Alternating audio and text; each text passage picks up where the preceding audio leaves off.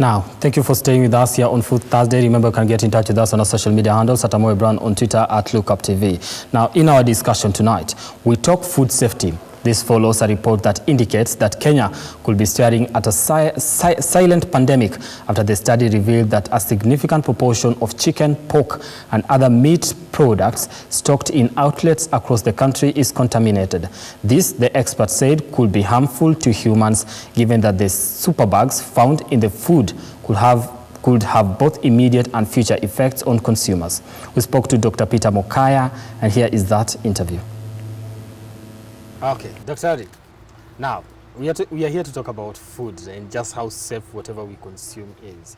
And recently, let's start with, because there are so many, a lot of this has been happening recently about how just whatever we are taking in is not safe for us. Mm-hmm. And I'll start with the recent one because it's dear to our hearts. Yes, yes. Let's start with 27 maize flour, maize and porridge flour have been recalled by the Kenya Bureau of Statistics, KEBS, yes, and KEBS says that they are not safe. They are toxic. Like they are toxic. What is it that you are consuming? Yes, thank you, Brian. Thank you once again for inviting me to have a chat on these very topical, relevant issues.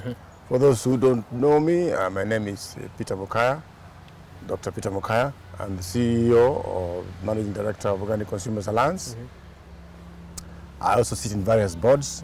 The one that I'm particularly fond of mentioning is the Non-Communicable Diseases Alliance of Kenya. And also I sit on the board, a similar board, for East Africa, which means the EAC countries, Burundi, Rwanda included.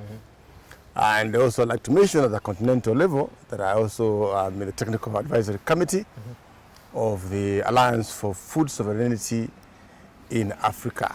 So I represent local interests from county level, national interests, regional interests, and indeed I'm humbled to also represent our Pan-African interests. So the issue of food, like you said, is very dear to our hearts because you are what you eat, Brian, that's for sure. So as they say, garbage in, garbage out. Garbage out. So if we eat poison, then... Yeah, if you eat foods that are not safe, that are grown in soils that are contaminated with agrochemicals, with heavy metals like mercury, lead, arsenic and others, as indeed sometimes we eat without knowing, then of course we stand the risk of getting some garbage into our systems. Yeah, which is really quite a matter of concern to everyone who eats, and that's all of us in this great country, and indeed in the whole globe. Yeah. Now, Dr. Ari, 27 for me, I think 27 is a big number. Yes. And this has been going on for quite a while. For it to be recalled right now, I think it's been happening for quite a while. For how many people have been have taken that in? How many people have been affected by that now that it has been recalled? Like. We are talking about diseases every now and then. Yes. Right? So somebody somewhere has been sleeping on the job and not ensuring that people are consuming something that is safe. Yes. That's very true, Brian. What you're saying is very true, and indeed we appreciate people like you, the Fourth Estate, people in media who bring these issues of public good into the attention of the populace. Oftentimes these things are pulled below rugs and people hush these issues. But then one thing is constant. The health condition of Kenyans, all Kenyans, continues to deteriorate over time. And we keep on asking ourselves, Brian, what's causing this increased burden of disease as we mentioned in health terms, or more specifically in epidemiological terms. That's a term basically which defines disease distribution and determinants. And the issue of food is very central and very dear to all of us. And indeed, the most recent expose from, I'll put it that way, from the institution that is charged with ensuring that we consume safe food is an indicator. I wouldn't say that it's the beginning or the end. It's an indicator of the concern that we as Kenyans are supposed to have about what are we actually eating. And of course, when you talk about maize flour, yes, that's a staple food for not just all of us in Chima or Fufuma, all the way to Southern Africa. Africans generally, for some reason, have shifted from eating the wimbi, the brown ugali, to eating zea maize, which came in originally, as you probably know, from Mexico. And we don't even know that there were like more than 100 varieties of this maize. We are taking one particular variety, which we are growing over and over, which is a white type. Yeah, exactly. Yeah, the details of dent and other varieties of maize. But the key thing is it's a great concern to any Kenyan, any right-thinking Kenyan, when we find that the institution charged with regulating and controlling and ensuring the safety and quality of this particular food product, which is maize flour, which we either take as porridge in the morning, as ugali, or sometimes we take it as maize with the beans, as in terms of machakula, or whatever you want to call it. So really, it's a concern. But let me say this, to go a little bit backwards. This is an indicator of the level of toxic food that we are consuming over time. It's not a one-time incident. Because from what I understand, these food products were sampled from different locations in the entire country, in the 47 counties, randomly. Which means none of us is safe. Everybody is at risk. None of us is safe, which means everybody's at risk. And really, who would want to allow this kind of scenario to obtain? This is the first question we need to ask ourselves. Where does the problem start? Where does the buck stop? Brian, let's go back to the very roots. It's not just about the flour. What is it about? It is about how the maize that became the flour was grown. The soil. The soil environment under which the maize was grown, which made it vulnerable to all these toxins that they're mentioning, including, of course, aflatoxin, so we are the main one. We are talking about the final product, but you're not looking at the root cause of it. Thank you very much. We are talking about the final product manifestation, which when we consume, together with those toxins, which of course include high levels of aflatoxin, more than nationally or internationally accepted levels, resulting in a slow death, I would say. Different people manifest differently. And at that point, I think this discussion, Brian, is very relevant. And I would like to contextualize it in a bigger context of the COVID pandemic. What is the relationship between the recall or the rejection of certain maize flour products and COVID-19? Is there a relationship, Dr. There is indeed a relationship. And the relationship is exactly what I said earlier on. We are what we eat, Brian. So if it's garbage in, it's garbage out. But before the garbage goes out, what these toxins do to your body and my body, and everyone's body who consumes these toxic products with levels of toxins like aflatoxin, and of course the others that are coming from how the maize was grown. The agrochemicals. The technical names like organophosphates and organochlorides. I don't want to go into details, but one of the most notorious one is known as Roundup, weed killer, which even WHO has said that the products that have this component that are used to supposedly kill weeds. When the soil takes in these products into the soil, these products, these agrochemicals, these synthetic agrochemicals, gradually destroy the soil microbiota, or the soil fungi and so on. I think it's important we start there. Because this is the level whereby the fungi, the bacteria, the viruses, and other microorganisms that form the ecosystem of the soil are resident. So once you cause disturbance at that level, then the root system of the plants, including the maize, are going to suck in these poisons.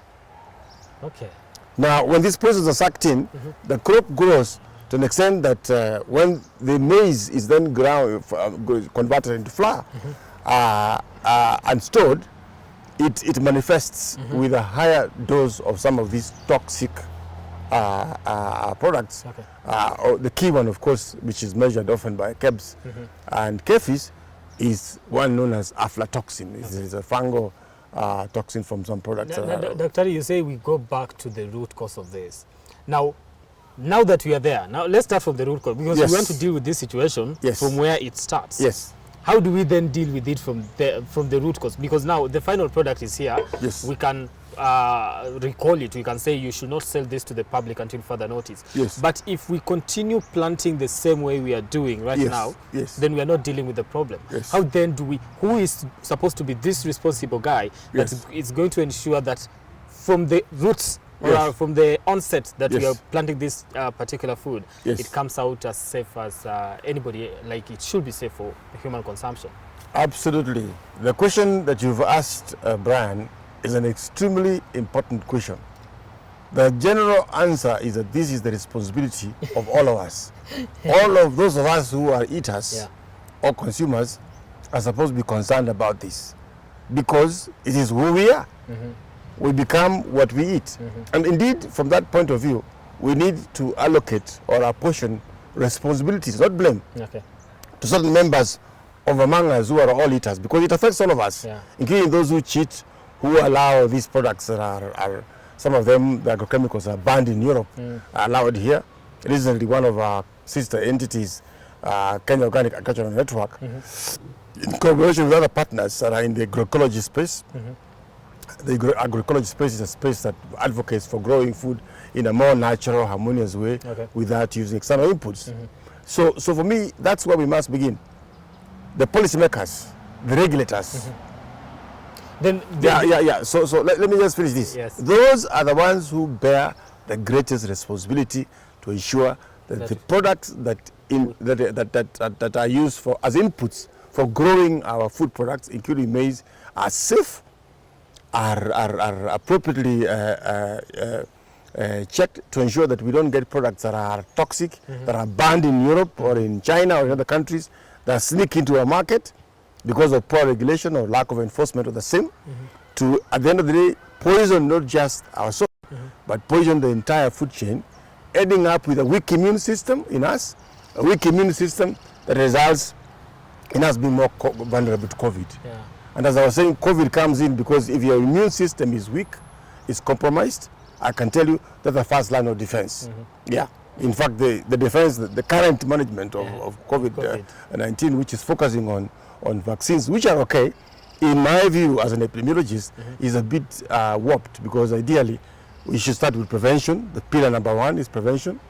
How do you prevent?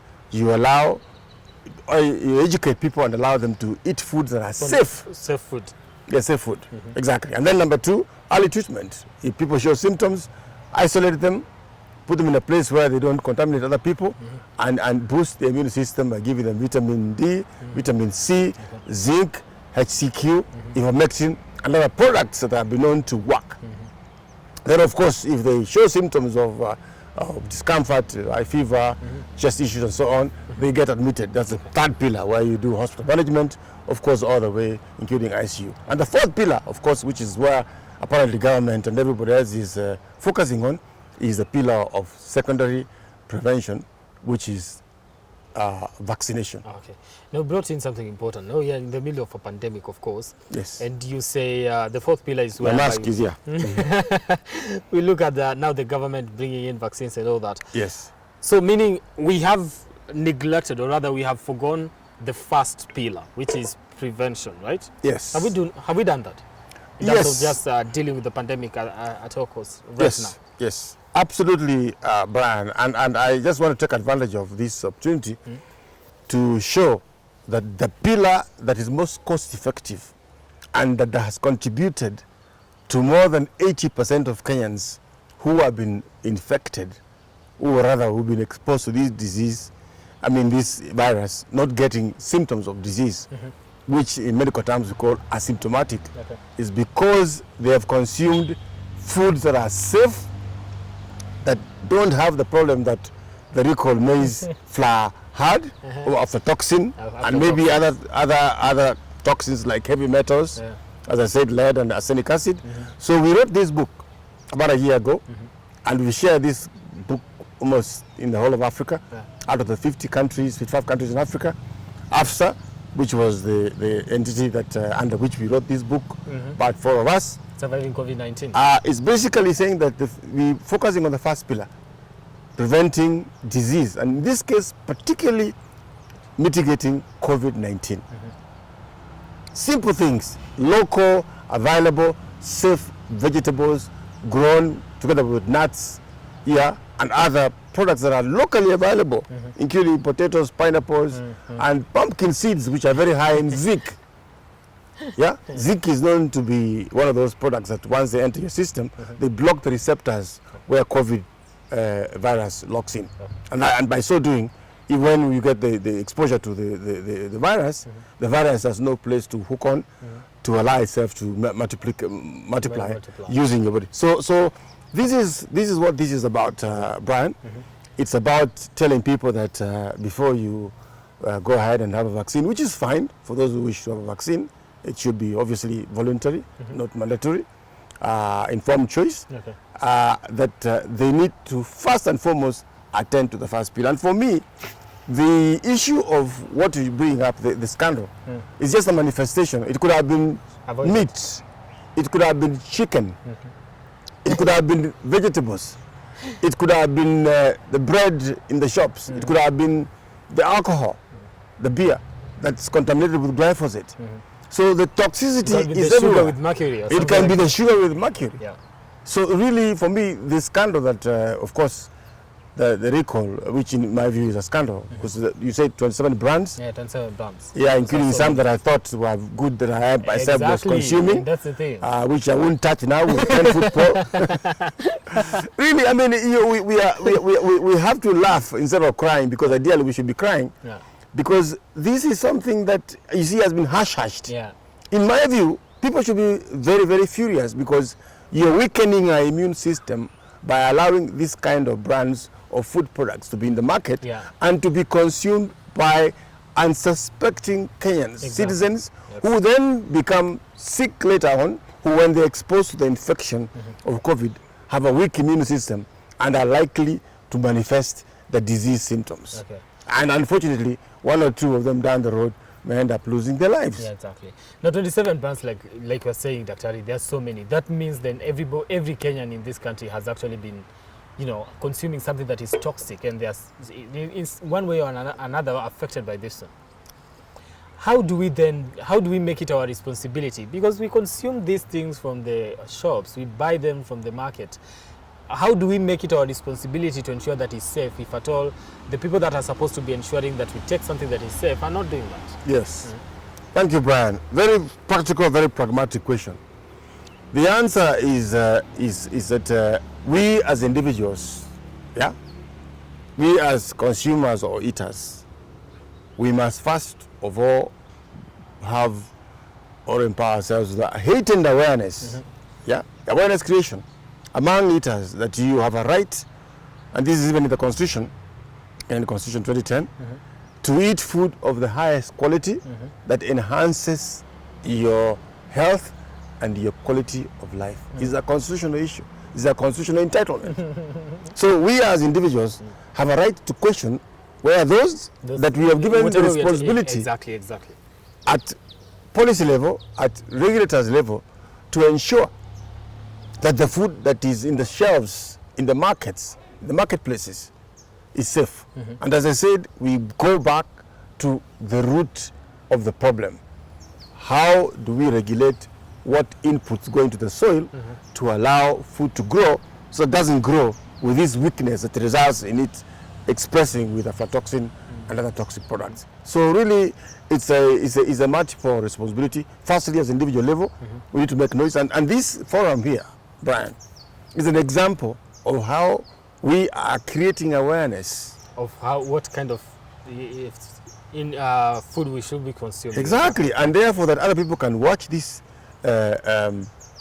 presentation, this discussion, and question their leaders, from the MCAs to the governors, to the women reps, to the senators, the members of parliament, to the leadership of the country, to ensure that it is a responsibility, a sovereign responsibility, to ensure that the health of our people is taken care of. So it's really a national and, in my view, even regional issue to ensure that not catch a few trespassers, but that these mechanisms, these systems, the KEBS, the KEBS, this Institute, the Department of Public Health, who are entrusted with responsibilities, do their job. And what's their job?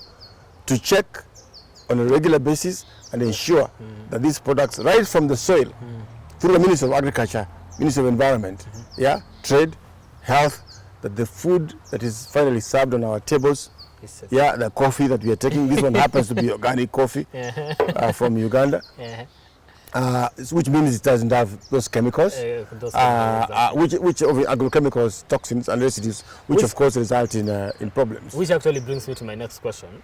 Now that avoiding, we talked about processed, because if I look at all this, much of it is processed. Yes. So if this processed food, or rather this flour, is toxic, because they are being recalled, then what is the best alternative for Kenyans? Where do we go? Where do we Thank you very much. Thank you very much. I can answer that question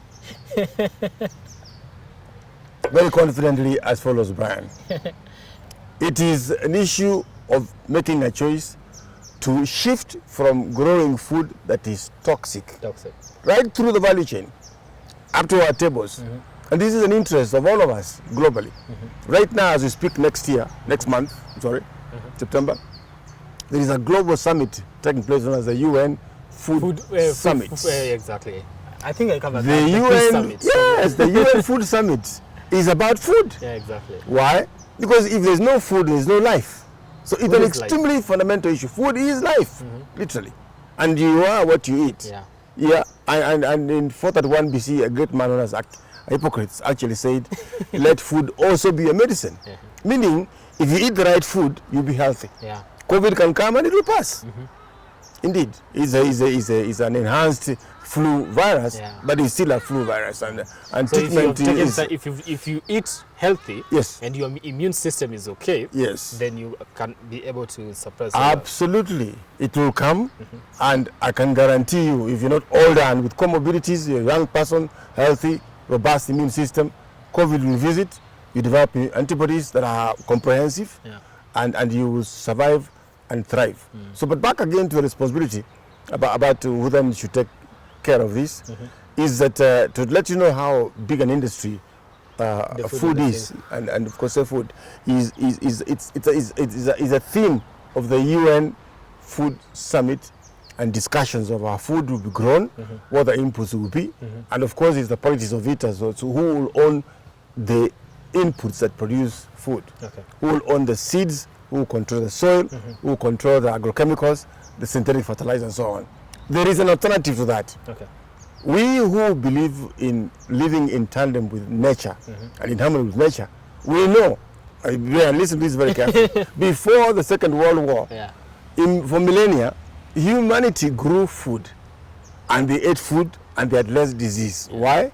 Because they used food production and consumption systems that were in harmony with nature. That's very deep. For lack of a better word, some people call it agroecological food systems. Some of them call it organic food systems. Some call it regenerative. We are familiar with organic. Yes, we use organic. Organic is actually the brand used to sell this food in the markets and the marketplaces. But really, it's growing food using traditional, not necessarily primitive, but systems that were in harmony and in tandem with nature. For example, the soil as it is, if it's allowed to allow the bacteria and so on to grow, it has the ability of recycling its own nutrients to a manner that allows food to flourish without necessarily using external inputs. Like what? Using composting, using mulching, using other systems where you use natural organic products without manufactured synthetic inputs, which include fertilizers and these chemicals. Now, this cannot necessarily be done overnight, Brian, because we're going too far using this other system of toxicity. We will have to do this gradually. And if at that level of the UN, a decision is made, a policy decision, a global policy decision, to shift, everybody wins. Let me explain. The environment wins because these products are produced using petrochemicals. They need carbon. They're toxic to the environment. Okay. Number 2, the soil becomes regenerative. It's cheaper, therefore. Farmers don't have to buy these expensive inputs. Okay. So doing agriculture and food production becomes cheaper. Something, before you continue, let me just cut you short. So if we use toxic in the soil, then we have to buy some other toxic material to be able to boost the soil so that it produces something better for us. Exactly. Brian, you're following it very well. In other words, we create a problem and you buy the problem. You buy the synthetic fertilizer, you buy the agrochemicals to the Roundup to kill the weeds, when weeds can be killed by crop rotation and by using other natural herbicides. For example, what you call the push-pull approach. I won't discuss that until maybe another forum. So there is a way in nature, without the interference of the current food system, which some of us have referred to as the killing approach to food production. You go to the soil, you kill the soil microorganisms. Yeah, the maize grows. In this case, it is an example of maize. The maize is weak because its immune system, so to say, is compromised. Because of that, the maize is infected by pests. And because these pests come to the maize or the vegetables or spinach, you have to go to the shop again and buy another poison to spray to kill the pests. Of course, you manage to kill the pests, but guess what else happens? That spray, that chemical is taken in by the plants, the maize, or the vegetables, your sukuma, whatever it is, and then eventually, guess where it ends? It ends up on your table. The residues of that product ends up on your table.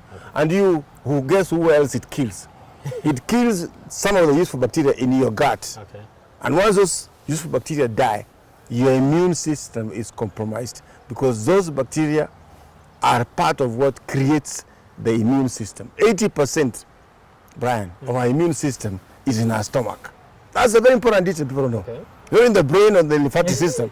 80% of our immune system is in the stomach, within the stomach linings and so on. And therefore, if you compromise the ability of strengthening your immune system in your gut, in your stomach, definitely you make yourself vulnerable to all diseases, all conditions, all metabolic dysfunctions, including mental conditions. You see them increasing a lot lately. People having mental stress, anxiety, and manifesting with other conditions that are not in tandem with a normal, healthy existence. So really, to summarize that bit, there is an interconnection between food and what we see manifesting. The people who are more vulnerable to COVID, to NCDs like diabetes, the non-communicable diseases, like cancer, like blood pressure, because of this exposure to more and more of these toxins in the maize, in the chicken, in the flour, in other vegetables, in the meat that is now stored and preserved using some very harmful toxic chemicals.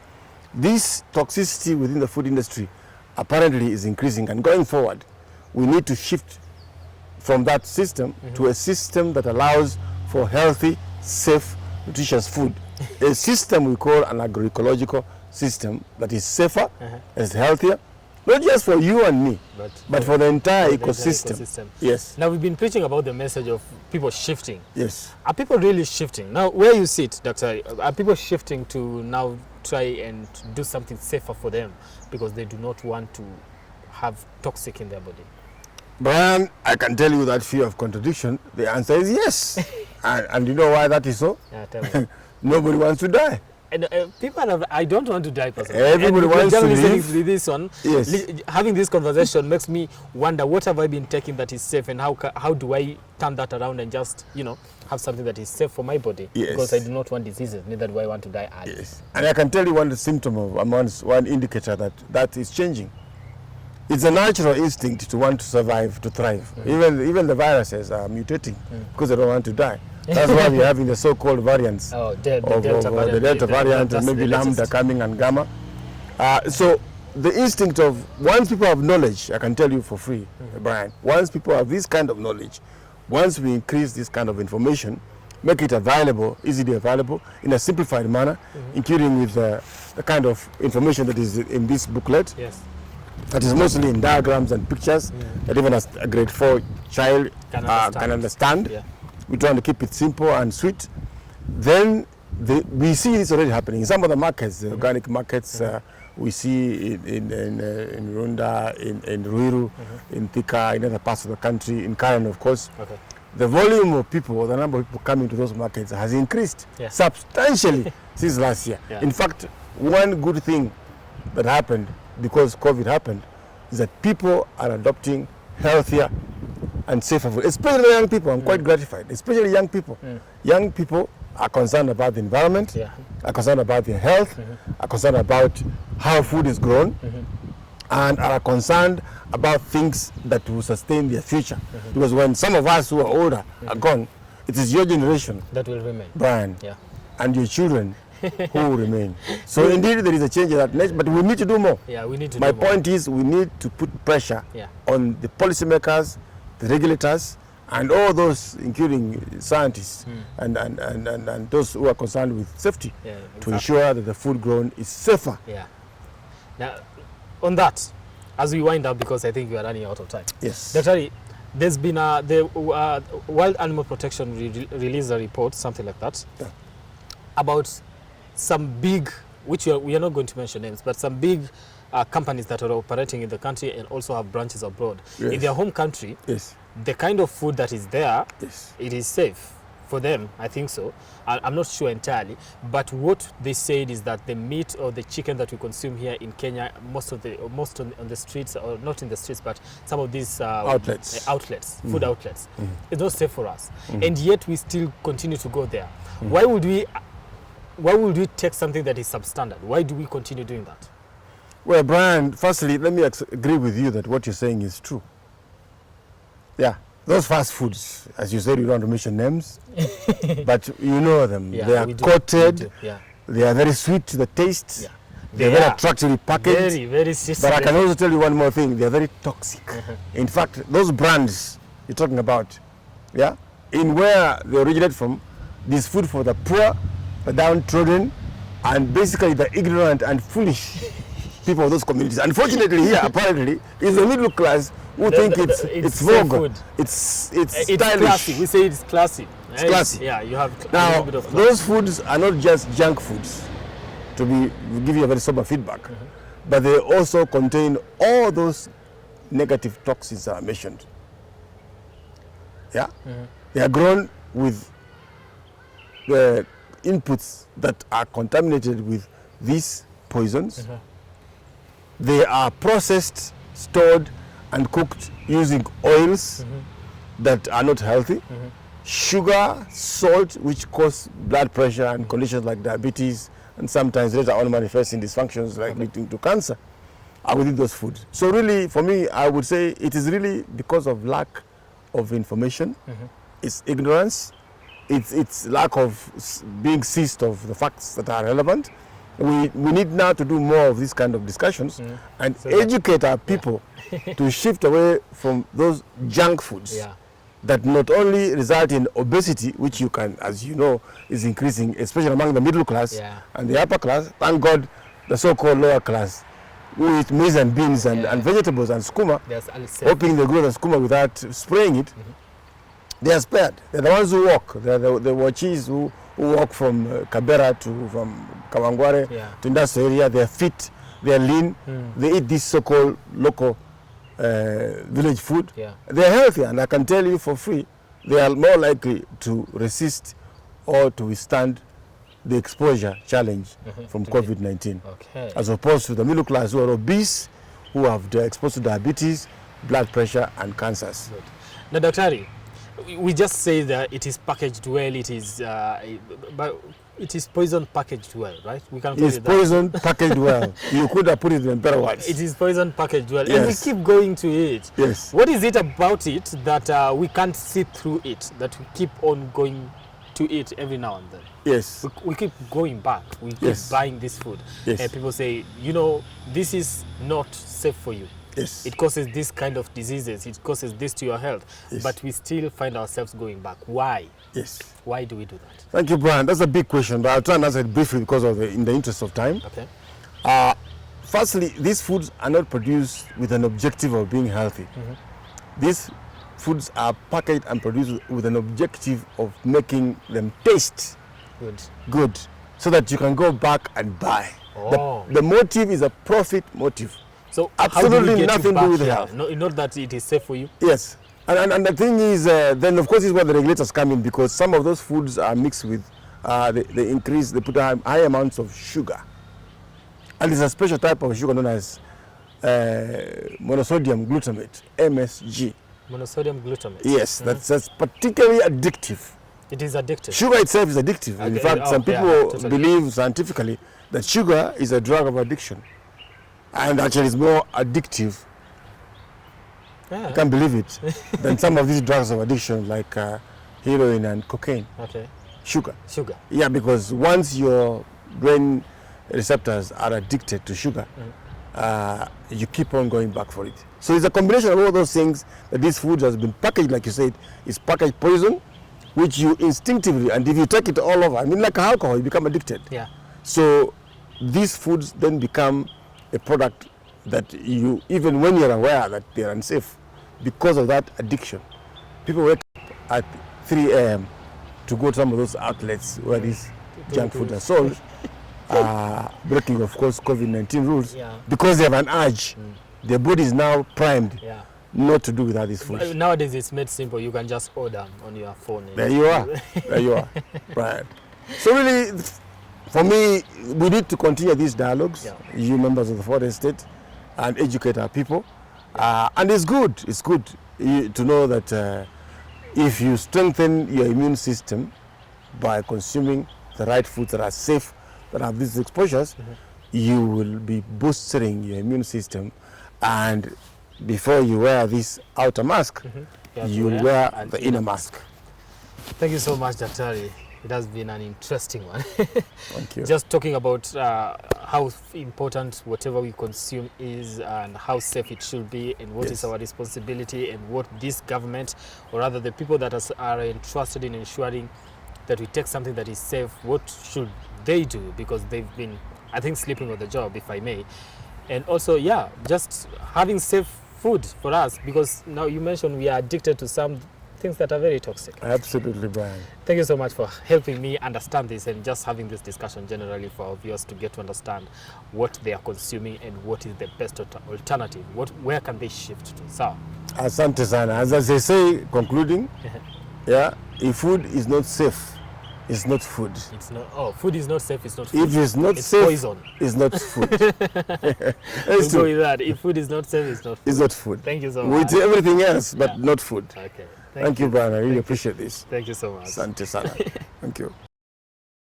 That discussion brings us to the end of our bulletin tonight here on Food Thursday. Thank you so much for staying with us and keeping it Look Up TV. Let's do this again next week on Thursday. My name is Brian Amwai, and I want to thank everybody that has made this bulletin a success. Have yourselves a lovely night.